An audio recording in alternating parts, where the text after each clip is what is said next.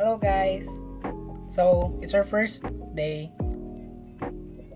in Sapporo. Technically the second, pero gabi kami dumating kahapon ni Mama. And ngayon nag-ikot-ikot kami, nagpunta kami sa outlet and sa ano yung nagpunta? Sa Uniqlo and GU. And madami na kami agad binili. So, mag-shopping haul ako. First day shopping haul. Bumili na naman ako ng bagong shoes.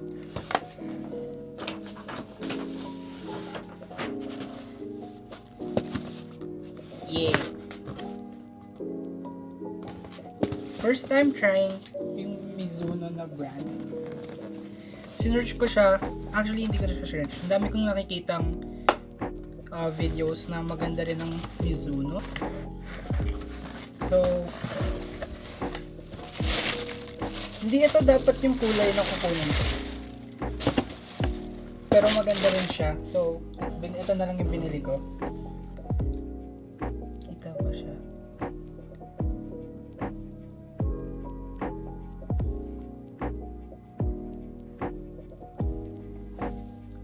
Nagustuhan ko yung kulay niya and para sa akin magaan din siya. Hindi ko lang alam kung super comfortable siya kung gagamitin for walking. And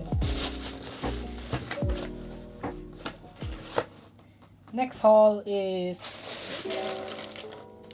from ano ba to? Wego.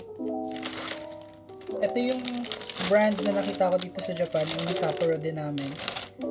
And super gusto ko yung mga jacket nila.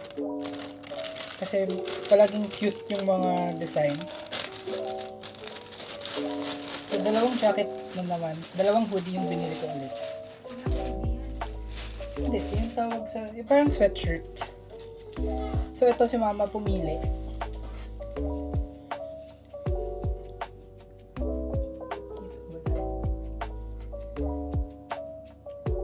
So, ganyan palagi yung designs nila. May madalas sa likod yung mismong tas simple sulat lang sa harap.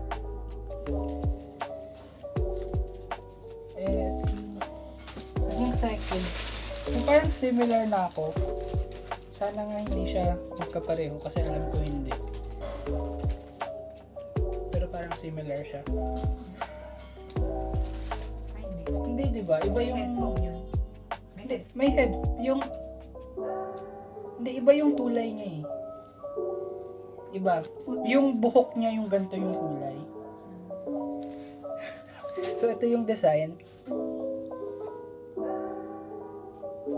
Tapos, again, may simple nang nakasulat. Kung ano rin yung nakasulat sa likod.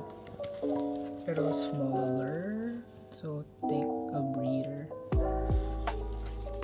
Tapos, maganda actually yung quality nila. And hindi lang sila own brand nila kasi meron silang isang store dito which yun yung una naming napuntahan ng Wego. Meron silang mga ano tawag doon? Yung mga second hand, yung mga parang thrift shops nila. Pero mas maganda pa rin mag-thrifting sa Tokyo. And third, ito pinakamadami actually. Ay, o nga pala. Meron pa, wait lang.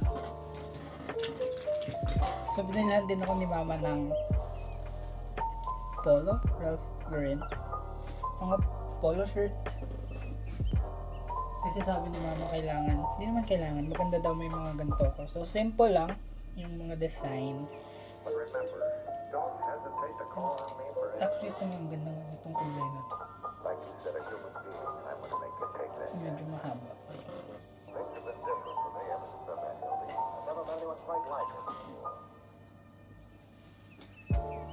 The same design lang pero in gray naman siya. Okay, and last but not the least, madami akong binili sa GU. Kasi meron silang mga... Asan yung lemot? Mamaya na. meron silang collabs ng mga anime, and may specific lang talaga akong unang hinanap, pero sa Gio din pala yung collab ng Evangelion, so bumili na ako nun. Pero yung una kong hinanap was yung Frieren collab, and nahanap ko naman yung t-shirt na gusto ko, ay yung jacket ulit na gusto ko. Halos lahat ng nabili ko ngayon is jackets. So first, ito yung jacket ng Frieren. And this is the scene na kinalaban niya yung, I forgot the name, but it was this scene. Yeah.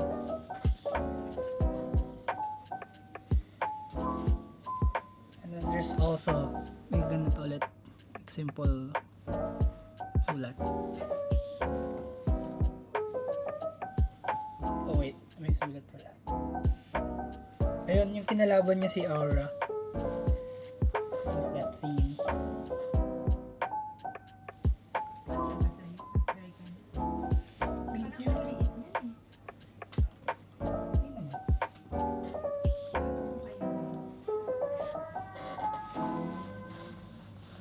Then yung second item ng Frieren is just a small tote bag. And kakasya ata siya dito sa chest. So, kasi we all know Frieren, palagi siyang nafo-fall sa mga mimics. Ayan.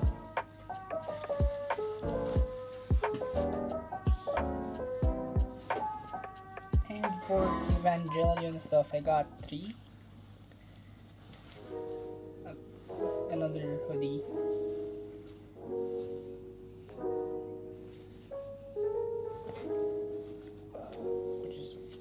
This is the back. It's Rey. Anong size yan? Ganun din. Pero malaki yun. Ayan, malaki. Ay, hindi, parang maliit din.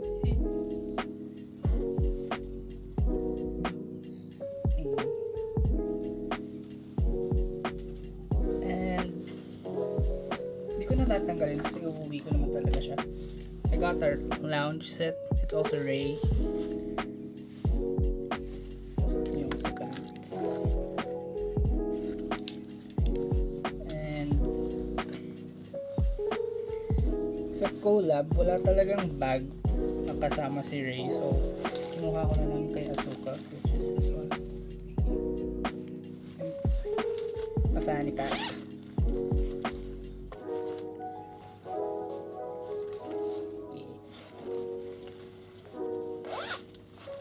So that's all the GU stuff, and I also got a Lego.